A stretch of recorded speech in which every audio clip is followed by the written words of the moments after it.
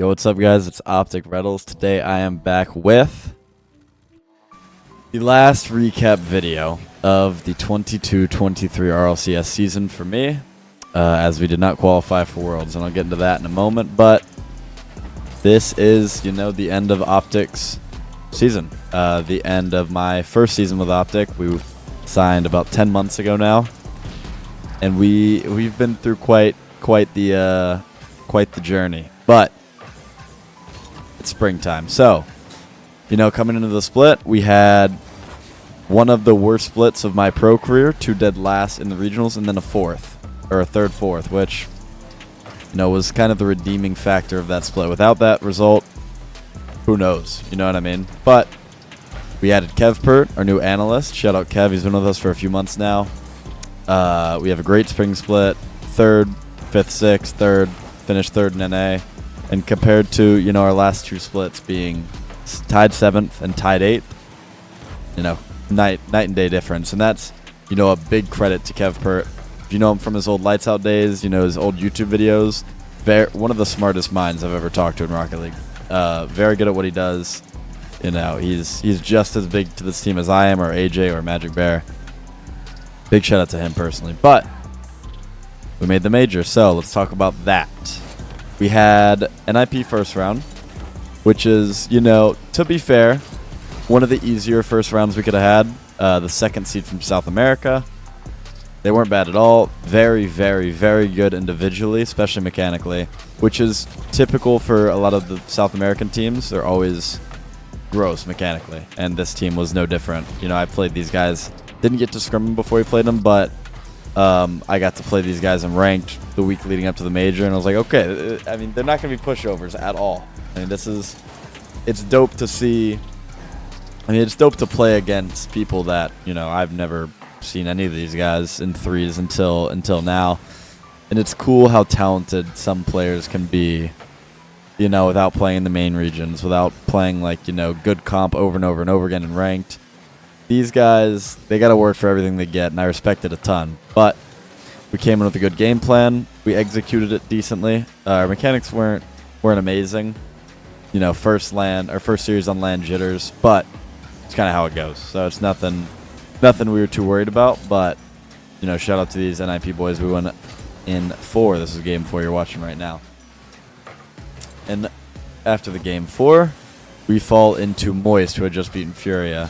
To be honest, I thought we'd be playing Furia. We'd be scrimming Moist. We'd been playing pretty good against them. It's a team that to be honest, wasn't that impressed with. Obviously, all 3 of the players, unbelievably mechanical. They're never going to fail in that department, in the skill department. But I wasn't too impressed with their system. And it's a series that I really, really, really, really wish I could get back, because I played awful. The team just didn't play great in general, but that's just an awful series for me, and it's one I wish that I could get back. I felt like I wasn't in control of comms and control of the field. It just wasn't a series I was proud of, and I was beating myself up over it a little bit, just because if we had won that, we probably would have qualified for Worlds.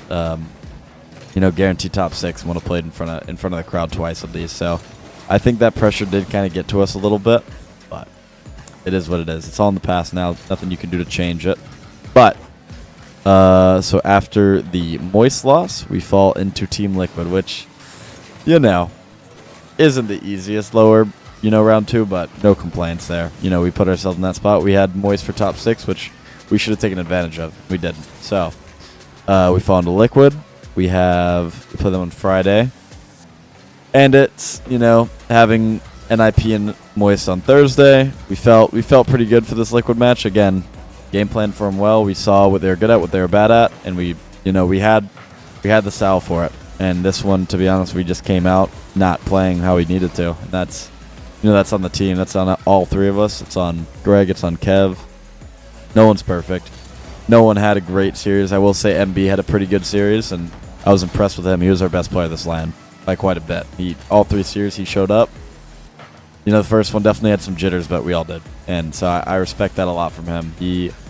I said it to Greg. The first thing I said to him when we lost, and I saw him in the hotel a few hours later, I said, something along the lines of, we actually just wasted an MB Legacy tournament, because he was going off. And that's, disappointing, but also good to look forwards to in the future because, MB coming in as raw as he was for Optic, just strict. He's like a gem. Wasn't coached, didn't have a ton of experience to his resume, and him being able to do that on LAN after all the countless hours he spent with me and Greg and Kev and AJ and just really, really worked on himself. It's nice to see that it's all coming to fruition. But unfortunately, that wasn't enough. I'm showing you the game 5 right here. This was a great series. Shout out to the Liquid boys. They all played good. Shout out to Oski. GOAT. That dude is insane. But this loss put us out 9-12. And, games 3 and 4, we felt great. Honestly, this game 5, for the first 3 minutes, we looked great. We looked as good as we needed to. And you'll kind of see. But we kind of got a little hesitant, a little bit too defensive. And you don't want to play defense against a Team Liquid team. You want to be on offense because once you get on defense, you don't have great odds of surviving that. This team is just, all 3 of them are so talented. It's, all they want to do is score.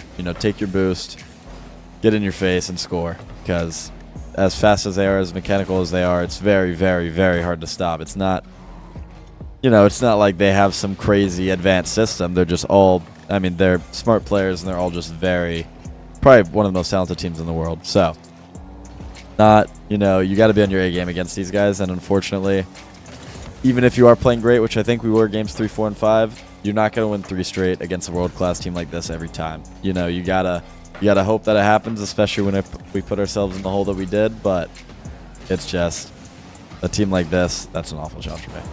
A team like this is they're just good.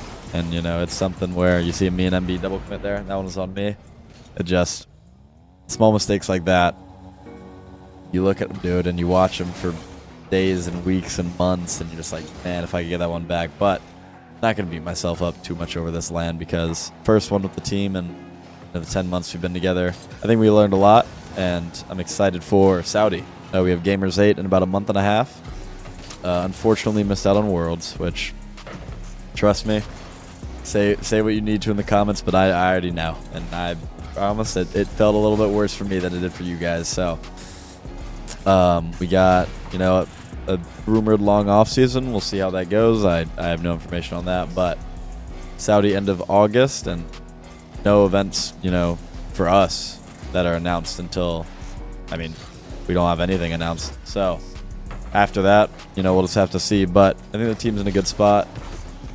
I don't think, of course we're not rushing to make a roster move. That's not the spot we've put ourselves in, with 2 awful splits. In the last 3 months, we've made more progress than I've ever made on a team, and that's, kudos to everyone for buying in. Kudos to Greg and Kev for working so hard on it. You see a play like this from, me and MB. This would never happen 3 months ago, and that's, kudos to MB for, completely changing the way he thought about the game, the way he approached it, and very impressed with how much he's transformed as a player. It's not often you get a player that mechanical that's willing to do the dirty work and buy into a system as much as he has, and I'm impressed with it. So, that's our 22-23 season. For me, moving to Texas, or getting kicked from Space Station middle of August, moving to Texas the first day of September. Coming into this Optic office, the first people seeing is, Scump Hex. It was a little surreal, and I appreciate all the fans that came from Space Station, appreciate all the fans that came from Optic, and I appreciate all the fans that were just here from Rocket League. But, we were in Boston, the love was felt. Even though we didn't play in front of the crowd, we felt it. The meet and greet was awesome. I saw we probably had the biggest fan base there, and that's all you guys, and I appreciate that more than you ever will know, ever, I promise. So I hope if you got to Boston, you were able to get whatever you wanted signed or had pictures taken. This will be my last recap for a long time, so expect daily content to be back. There'll be a lot of ranked, a lot of 6-mans, a lot of reaction videos, but I'm excited for it. During competing, what a play from Oski, by the way.